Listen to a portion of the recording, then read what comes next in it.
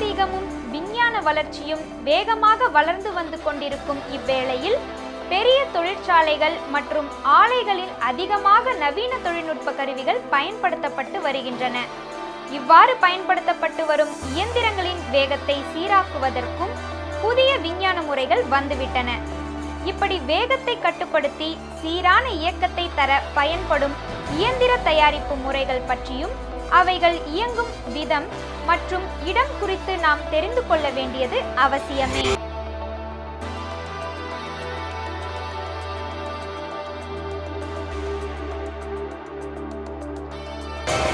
இந்த வேக கட்டுப்பாட்டு இயந்திர தயாரிப்பிற்கு குறிப்பாக கண்ட்ரோல் பேனல் என்று சொல்லப்படும் கேபினட் முக்கிய தேவையாக இருக்கிறது. இந்த கேபினட்கள் ஜெர்மன் நாட்டிலிருந்து தருவிக்கப்பட்டு பயன்படுத்தப்பட்டு வருகிறது. இந்த அறையினுள் தான் அனைத்து வகையான மின்சாதன பொருட்கள் மற்றும் கட்டுப்பாட்டு இயந்திரங்கள் பொருத்தப்படுகின்றன.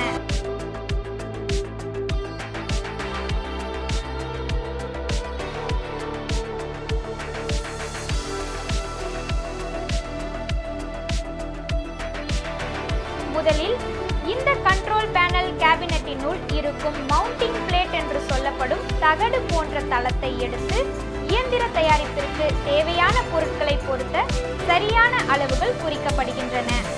குறிப்பாக தேவையான பயன்பாட்டிற்கு தகுந்தவாறு PLC, டிரைவ்ஸ், ஸ்விட்ச் கியர்ஸ் மற்றும் கேபிள் ட்ரே ஆகியவைகள் இந்த மவுண்டிங் பிளேட்டில் பொருத்தப்படுகிறது.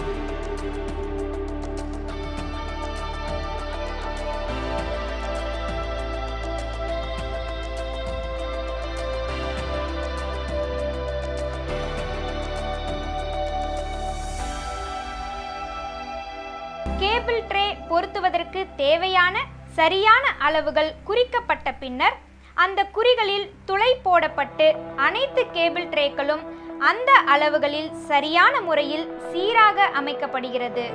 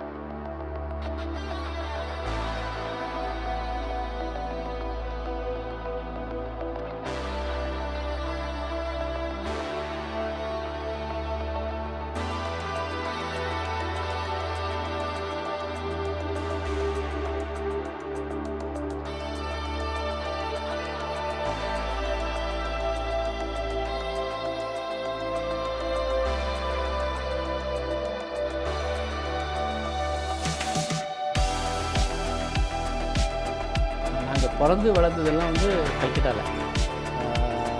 அப்புறம் அங்கேயே வேலை செஞ்சுருந்தோம். இண்டஸ்ட்ரியல் எலக்ட்ரானிக் கம்பெனியில் அங்கே ஸ்டார்ட் பண்ணேன். IIT கரக்பூர்லேருந்து எலக்ட்ரானிக் பாஸ் பண்ணிட்டு அங்கே கல்கட்டாவில் வேலை செஞ்சுருக்கேன். அங்கேருந்து அப்புறம் டெல்லிக்கு போய் டெல்லியில் ஒரு 5 வருஷம் வேலை செஞ்சேன் இண்டஸ்ட்ரியல் ஆட்டோமேஷன் ஏரியாவில். அதே ஏரியாவில் வந்து எனக்கு தானே ஏதாவது பண்ணணுன்னு ரொம்ப ஆசை. அதோடு இல்லாமல் தமிழ்நாட்டில் வந்து பண்ணணும்னு ஆசை. அப்போ தமிழ்நாட்டில் இது மாதிரி இண்டஸ்ட்ரியெலாம் கிடையாது. 1990 நாங்கள் வேலையை பண்ணிட்டு என்னோட 2 ஃப்ரெண்ட்ஸ் என்னோட வேலை செஞ்சுட்டாங்க டெல்லியில். 3 பேர் சேர்ந்து வந்து இங்கே தமிழ்நாட்டில் இங்கே மெட்ராஸில் ஒரு சின்ன ஃபேக்ட்ரி சின்ன தான் ஆரம்பித்தோம். அது வளர்ந்து இப்போது பெருசாகிடுது. நடுவில் வந்து அதுக்கு நல்ல டிமாண்ட் அந்த ப்ராடக்ட்டுக்கு. நாங்கள் பண்ணுற ப்ராடக்ட் வந்து வேரியபிள் ஸ்பீட் டிரைவ்ஸ் அப்படின்னு பேர் இருக்குது. அது எப்படின்னாக்கா எனி இண்டஸ்ட்ரியில் நீங்கள் போனீங்கன்னாக்கா இண்டஸ்ட்ரியில் எல்லாருமே ஒரு மோட்டர் ஓடிட்டுருக்கோம். அந்த மோட்டரோட ஸ்பீடை வந்து நம்ம வேரி பண்ணணும். அது இப்போது paper mill, steel plant, sugar mill, cement plant, எங்கே போனாலும் பார்த்திங்கனாக்கா மோட்டர் வந்து மிஷினை ஓட்டிகிட்ருக்கோம். அந்த மிஷினுக்கு வந்து ஒரு வேரியேஷன் இன் ஸ்பீடு வேணும். அந்த கண்ட்ரோல்ஸ் நாங்கள் பண்ணுறோம் அந்த வேரியேஷன் கொடுக்கறதுக்கு. அது ரொம்ப ஹைலி சொஃபிஸ்டிகேட்டட் இண்டஸ்ட்ரி. அது நல்ல ஹை டெக்னாலஜி ப்ராடக்ட். எங்களுக்கு வந்து அந்த இண்டஸ்ட்ரியில் நல்ல எக்ஸ்பீரியன்ஸ் நாங்கள் 3 பேர் இருக்கோம்.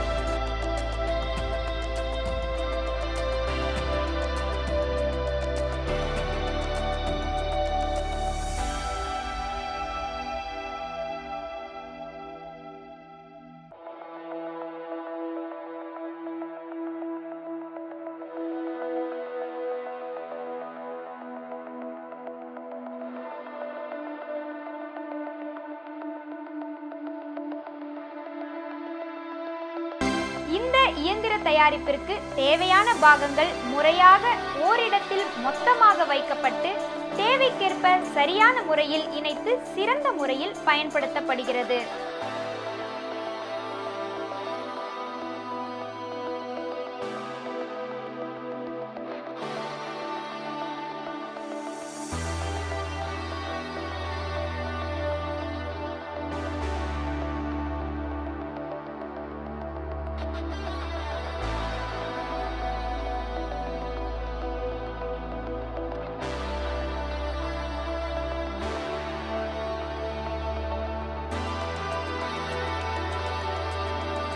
மின்சார அளவிற்கு தகுந்த அளவில் பஸ்பார் என்று சொல்லக்கூடிய அலுமினிய தகடுகள் அதற்கான இயந்திரத்தின் துணையுடன் தேவையான அளவுகளில் வெட்டி எடுக்கப்படுகிறது.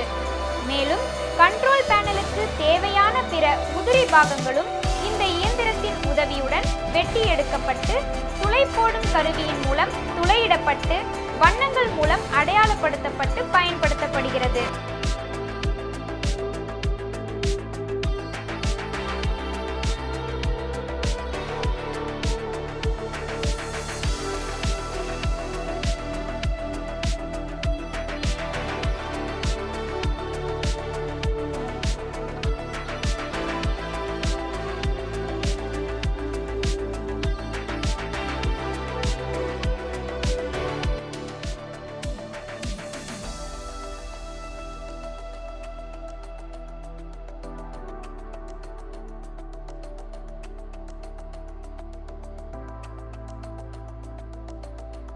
நாங்கள் 1990 இங்கே வந்து சென்னையில் ஆரம்பித்தோம். RSM எலக்ட்ரானிக்ஸ்னு ஒரு கம்பெனி நிர்வாகத்தை ஆரம்பித்தோம்.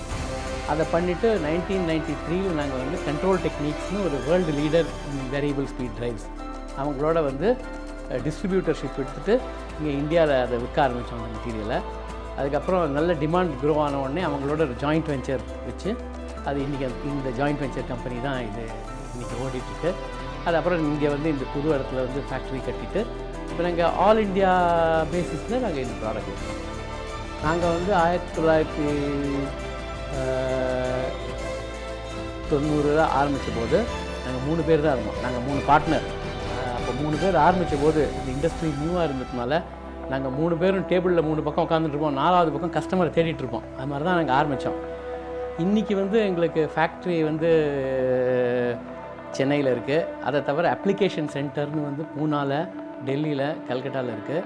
அதை தவிர வந்து எங்களுக்கு சேல்ஸ் ஆஃபீஸ் நாக்பூர், ஹைதராபாத், கோயம்புத்தூர், பெங்களூர் எல்லா இடத்துலையுமே இருக்குது. நாங்கள் வெரி வெல் டிஸ்ட்ரிபியூட்டட் கம்பெனி. எங்களுக்கு எல்லாம் டாப் கஸ்டமர்ஸ். இப்போ ரிலையன்ஸு, இங்கே முருகப்பா குரூப்பு, டிவிஎஸ் குரூப் எல்லாருமே டாப் கஸ்டமர்ஸ் எங்களுக்கு. இன்றைக்கி நாங்கள் இந்த பர்டிகுலர் ஏரியாவில் நாங்கள் ஒரு லீடர்.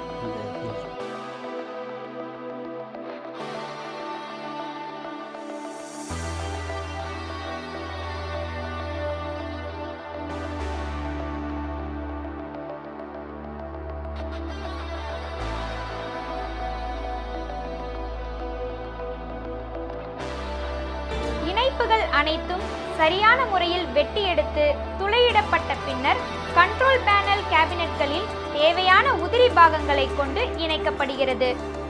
இந்த கண்ட்ரோல் பேனலில் ஸ்விட்ச் கியர்ஸ், வேரியபிள் ஸ்பீட் டிரைவ்ஸ் மற்றும் டெர்மினேஷன்கள் இணைக்கப்படுகிறது மற்றும் இவை அனைத்தையும் மின்சார கேபிள்கள் மூலம் இணைப்பு கொடுக்கப்படுகிறது. அனைத்து இணைப்பு வேலைகளும் நடந்து முடிந்த பின்னர் இந்த கண்ட்ரோல் பேனல் அறைகளில் உள்ள அனைத்து பாகங்களும் நல்ல முறையில் சரிபார்க்கப்பட்டு பயன்பாட்டிற்கு அனுப்பப்படுகிறது.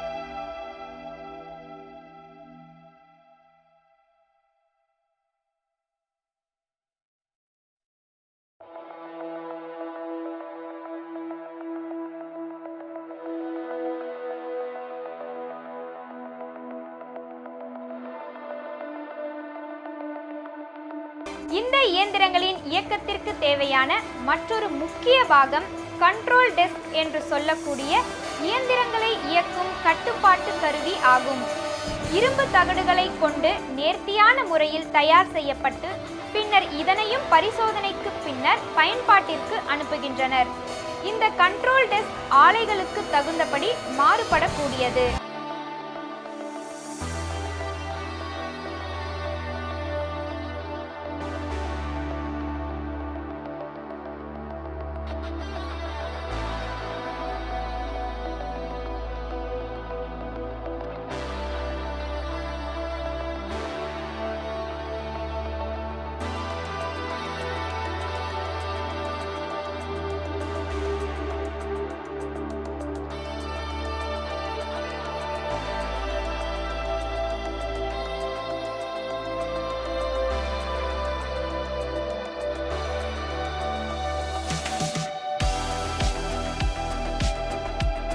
இது வந்து கண்ட்ரோல் டெஸ்க் வந்து இப்போ மிஷின் ஷாப்பில் நம்ம என்ன paper mill, steel rolling mill அந்த மாதிரி ஷாப்பில் மிஷின் பக்கத்தில் இருக்கிற ஒரு கண்ட்ரோல் டெஸ்க் இது.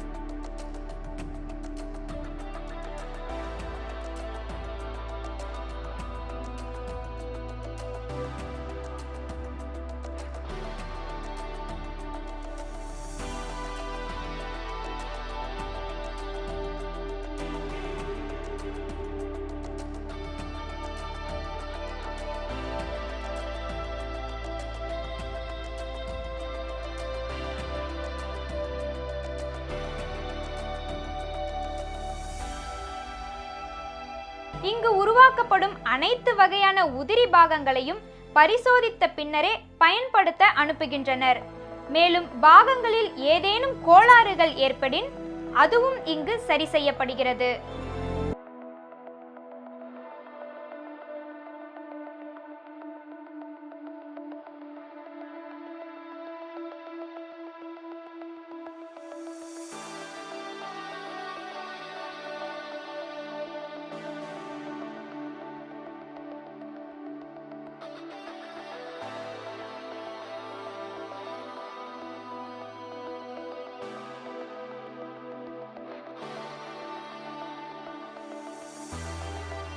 ஒட்டுமொத்த இயந்திரத்தின் செயல்பாடுகள் குறித்தான விளக்கங்களும் இங்கு முழுமையான தெளிவான வகையில் விளக்கி கூற தனியான ஒரு அறை ஏற்படுத்தப்பட்டிருக்கிறது.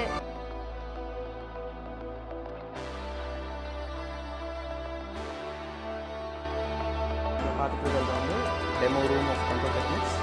இங்கே வந்துட்டு கஸ்டமர்ஸ் கூட்டிகிட்டு வந்துட்டு அவங்க ஹேண்ட்ஸ் ஆன் ட்ரைனிங் அப்படின்னு சொல்கிற எப்படி ஆப்ரேட் பண்ணணும், ட்ரைவை எப்படி ஆப்ரேட் பண்ணணும், அதில் எப்படி பேராமீட்டர் என்டர் பண்ணணும் அப்படிங்கிறத வந்து காட்டுற ஒரு டெமோ கிட் தான் இப்போ நம்ம பார்த்துட்டு இருக்கிறது. இதெல்லாம் வந்து நம்மளோட டிரைவ் செக்ஷன் டெமோ ரூமில் இருக்கிறோம். இதெல்லாம் வந்து நம்மளோட டிசி டிரைவ்ஸ் அண்ட் அதெல்லாம் வந்து நம்மளோட ஏசி டிரைவ்ஸ். இதெல்லாம் பேசிக்லி டிசி டிரைவ்ஸ் வந்து நம்ம வேரியபிள் ஸ்பீட் டிரைவ்ஸ்னு சொல்லுவோம். அதை வந்து ஏசி டிரைவ்ஸ் வந்து நம்ம வேரியபிள் ஃப்ரீக்வன்சி டிரைவ்ஸ்னு சொல்லுவோம். ஏன்னா வந்து ஏசி டிரைவ்ஸில் நம்ம ஃப்ரீக்வன்சியை வேரி பண்ணி தான் we change the speed. That is basic டிரைவோட பர்பஸை அவங்க தான் சொல்கிறாங்க. இங்கே வந்து டிசி டிரைவ். இந்த டிசி டிரைவோட கமர்ஷியல் நேம் வந்து இட் இஸ் மென்டர் 2. இது ஒரு டிரைவ், இது ஒரு டிரைவ். அண்ட் இது வந்து ஃபீல்ட் கண்ட்ரோலர்னு சொல்லுவோம். இது வந்து டிசி மோட்டரில் இந்த ஃபீல்ட் வந்து தனியாக இருக்கும். ஸோ அந்த ரெகுலேட் பண்ணுறதுக்கு, அதை கண்ட்ரோல் பண்ணுறதுக்கு வி யூஸ் செப்பரேட் FXM5. FXM5ங்கிறது வந்து கமர்ஷியல் நேம் ஃபீல்ட் கண்ட்ரோலருக்கு.